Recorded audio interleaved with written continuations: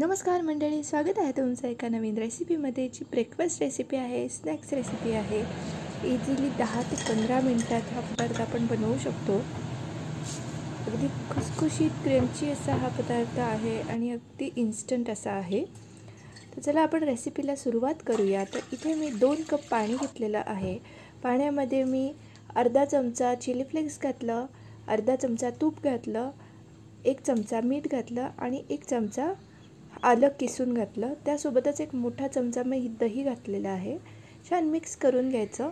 त्याला छान उकळी काढून घ्यायची पाण्याला उकळी आल्यानंतर आपण गॅस बंद करायचा आणि त्यामध्ये 1 कप रवा, बारीक रवा आणि 1 मोठा चमचा तांदळाचं पीठ घालायचं. तांदळाचं पीठ नसल्यास तुम्ही स्किप केलं तरीही चालेल.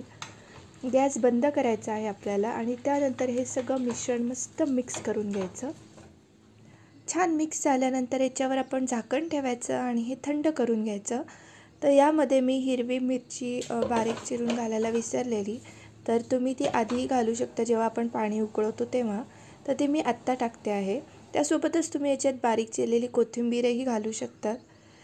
आता हे मिश्रण छान थंड झालं आहे आणि आपण आता हे मस्त हाताला पाणी किंवा तेल लावायचं आणि याचा मस्त एक गोळा मळून घ्यायचा आहे.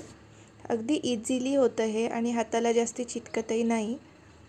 हाताला पाणी किंवा तेल लावल्यानंतर ही प्रोसेस अगदी इझी आहे. त्यानंतर पुन्हा हाताला थोडं पाणी लावायचं आणि याचे मेदू वड्याच्या आकाराचे मी वडे बनवून घेणार. अगदी झटपट अशी ही रेसिपी आहे आणि हे वडे अगदी इझिली बनतात. तुम्ही डीप फ्रायऐवजी हे एअर फ्रायही करू शकतात.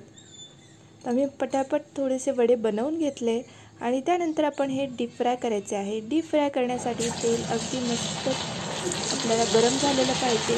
त्यामध्ये वडे टाकायचे जेणेकरून ते वडे एकमेकांना चिटकत नाही.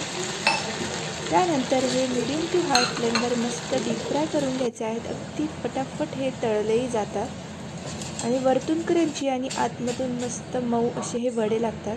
चटणी सांबारसोबत अगदी मस्त लागतात. तुम्ही ही रेसिपी नक्की करून बघा आणि कशी वाटली आम्हाला नक्की कळवा. रेसिपी आवडल्यास लाईक करा, शेअर करा आणि चॅनलला सबस्क्राईब करा. थँक्यू.